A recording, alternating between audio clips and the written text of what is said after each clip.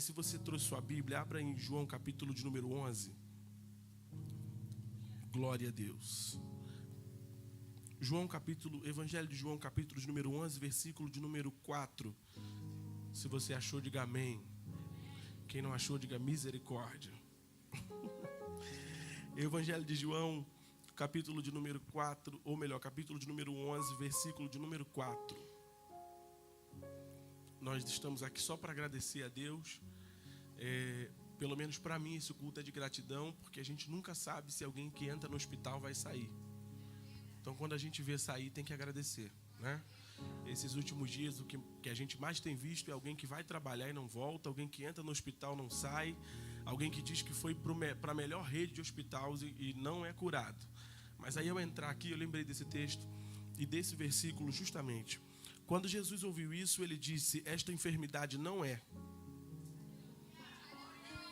para a morte, mas para a glória de Deus, para que o Filho de Deus seja glorificado por ela. Verso de número 11 diz assim: essas coisas falou e depois disse ele: nosso amigo Lázaro dorme, mas eu vou. Você pode repetir essa expressão comigo? Diga: nosso amigo Lázaro dorme, mas eu vou.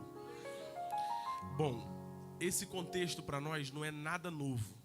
Tudo que a gente viu aqui, se a gente lê de trás para frente, de frente para trás, a gente consegue se identificar com os personagens que têm mais evidência nesse texto. E quem são esses personagens? Marta, Maria e Lázaro. A gente também conhece de forma profunda, ou de repente já tem ouvido ou pregado sobre esse texto, e sabe que esse relacionamento com Jesus é de reciprocidade. Jesus ama, eles também amam Jesus. E de alguma forma você talvez já tenha se identificado ou com Marta, ou tenha tido o comportamento de Maria, ou talvez você já tenha na vida se visto como um Lázaro que foi ressuscitado. Mas ao olhar para esse texto, uma reflexão encheu meu coração hoje, não foi outro dia, foi hoje. Quando eu passava por essa porta, o Senhor me visitou mesmo. E nessa visita ele me lembrou desses 2 versículos, porque eu disse: Jesus, estou entrando aqui para te agradecer. Então, ao olhar para esse texto, a gente sempre fica com a ideia de que Lázaro, Marta e Maria são aqueles que roubam a cena. Eles são os protagonistas desse texto, porque na verdade o nome deles são citados. Ao olhar para esse texto, a gente, de alguma forma, a gente acaba se identificando com alguma coisa na nossa vida que deu errado e passou a dar certo, com alguma coisa que não era para acontecer e acabou acontecendo. Só preciso que você preste atenção por pouquíssimos minutos. Alguma coisa na nossa vida que não era para ter dado certo e acabou dando certo porque Jesus chegou. Mas o que mais me interessou nesse texto, quando eu cheguei aqui, foi na verdade o que acontece nesse intervalo. Porque Marta e Maria estão enfrentando uma situação muito difícil, porque Lázaro está doente e, contrário daquilo que todo mundo diz, que essa doença é a ausência de Jesus, é uma mentira. Porque se a ausência de Jesus trouxesse morte para a casa de Lázaro, nem Marta e Maria deveriam estar vivas. Mas, na verdade, a ausência de Jesus, na verdade, dava-se por conta dos seus propósitos. Mas eles tinham um relacionamento. Prova disso é que quando Jesus passava em Betânia, não tinha como. Tinha que ir lá, na casa da Marta, da Maria e do Lázaro. Então, essa história é uma história de relacionamento íntimo e profundo, mas ela só torna-se evidente porque Marta e Maria perceberam que a doença chegou no corpo de seu irmão e resolveu entender que não dava mais para resolver de acordo com seus métodos. Elas conseguiram compreender que a situação de fato era de cunho espiritual. E por que se tornou espiritual? Porque elas perceberam que Jesus poderia resolver essa história, porque remédio não resolveu, porque profissionais também não conseguiram resolver. E isso eu não estou falando porque está escrito, eu estou conjecturando que alguém que tem alguém doente em casa, a primeira lógica que a gente faz é que alguém já tentou medicar, tentou levar ao hospital, mas não resolveu. Mas Marta e Maria têm a percepção, isso é só uma reflexão para você continuar crente. Marta e Maria têm uma percepção de que esse problema é completamente espiritual. E por perceber que este problema é completamente espiritual, é que elas vão fazer algo que todos nós deveríamos fazer. Elas vão convidar um mensageiro, que a gente não conhece o nome, não sabe a cor dele, não tem nenhuma característica individual a respeito desse mensageiro, mas elas vão convocar um mensageiro, para que o mensageiro leve a lamúria, a dor, o processo delas para Jesus. E oxalá, que todos nós tivéssemos um amigo assim. E eu vim falar sobre isso. Eu termino a minha participação dizendo que ao invés de você somente se reportar a Marta e Maria, perceba que só há ressurreição porque houve um mensageiro. Então nós precisamos ficar crentes. Alan, o que você veio falar? Quando eu entrei aqui, Deus me disse: avisa esse povo que eu estou estabelecendo comunicações anônimas. Eu queria que você pegasse as mãos de alguém, por favor. E se não gostar de pegar, só olha no olho, que só de olhar no teu olho ele vai entender o recado. Avisa para ele, diga: Deus está estabelecendo conexões anônimas para você. Glória a Deus.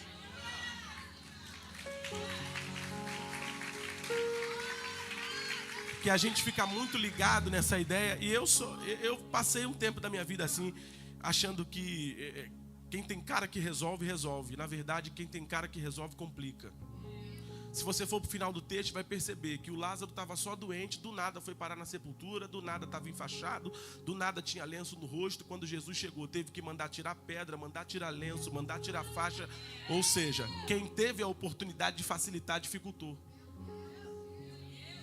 Mas quem não tinha nome ficou no meio do caminho dizendo: eu não sei o que eu estou fazendo aqui.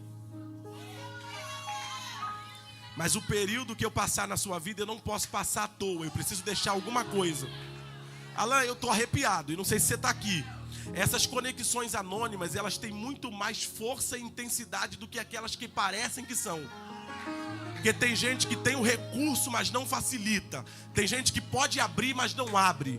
Tem gente que pode investir, mas não investe. Aí do nada aparece um moço que não tem nome, mas está dizendo: ele está vindo aí. Esse recado é suficiente.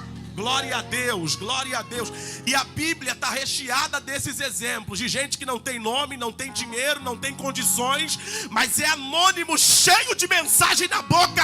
Glória a Deus. Eu estou dizendo que o tempo do assim diz o Senhor vai voltar. Eu estou dizendo que o tempo do assim diz o Senhor vai voltar. Não vai voltar na boca de um vaso, vai voltar na boca de um anônimo. Você está aí, crente? Eu estou todo arrepiado. Quem resolveu o problema de Naamã não foi famoso, foi uma menina que não tinha nome. Quem resolveu o problema dos discípulos foi um menino com 5 pães e 2 peixinhos. Assim diz o Senhor: eu estou fazendo conexões. Eu não sei se tu está aí, crente, mas se prepara, porque essa semana teu telefone vai tocar. E não é de ninguém que tem o teu contato. Se prepare, porque ainda este mês o e-mail vai chegar. Esse e-mail vem sem identificação. Se prepare para receber uma ligação anônima. Mas a resposta de Deus vai passar pela boca de quem está no anonimato. E a tua história será resolvida. Tu crê nisso? Tu crê nisso? Tu que me do yaioxe, tu que do nanaio, eu não sei se você está crendo nisso, mas esse final alguém só tem história para contar, porque o mensageiro não tinha muita coisa. E detalhe, não ficou nessa família por muito tempo. É isso que me chamou a atenção. Eu vim aqui justo por isso, porque existem amigos que Deus nos aproxima deles e precisa que eles permaneçam na nossa vida por longos anos, de forma corpórea.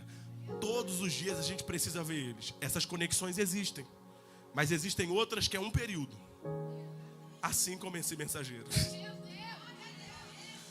Depois que ele entregou o recado dizendo: é para a glória de Deus, e Jesus está vindo aí, sumiu. Acha ele no texto de novo. Acha a menina que ficou a serviço de Naamã profetizando de novo. Acha o menino que carregou 5 pães e 2 peixinhos de novo. O que ele virou? Eu não sei se ele virou profeta. Eu não sei se essa moça virou missionária. Eu não sei se esse mensageiro virou vaso. Mas uma coisa eu sei: ele passou na minha vida. E eu nunca mais fui o mesmo. Eu estou profetizando: alguém vai passar na tua vida por esses dias.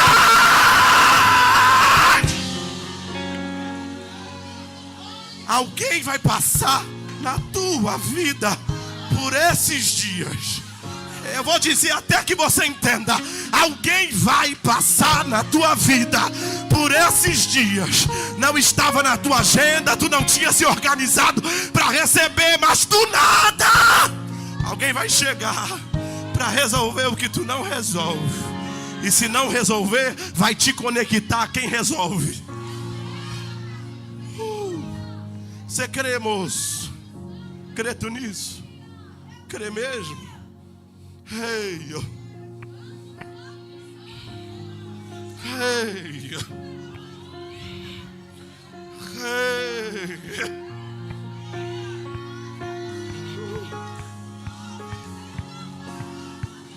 Chega de sanguessuga passar na tua vida. Eu vou tomar meu assento, porque Deus me disse que foi para isso que eu vim. Chega de gente sanguessuga passar na tua vida. Chega de gente mascarada passar na tua vida. Chega de gente oculta, sem caráter, passar na tua vida. Deus está te aproximando de alguém que não tem nome, mas tem mensagem na boca. Assim diz o Senhor.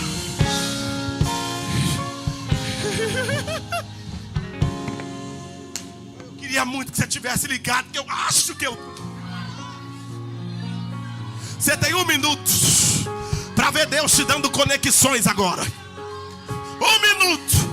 Porque você vai fechar contrato milionário com gente que parece ser anônima. 1 minuto. Porque Deus vai te apresentar alguém. Deus vai te apresentar alguém.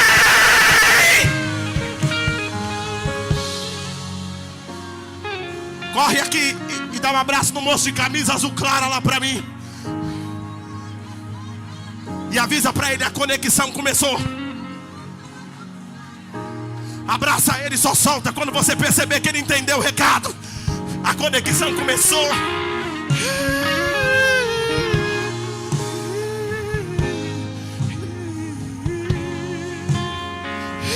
Olhe para alguém que está ao seu lado e diga: a conexão começou.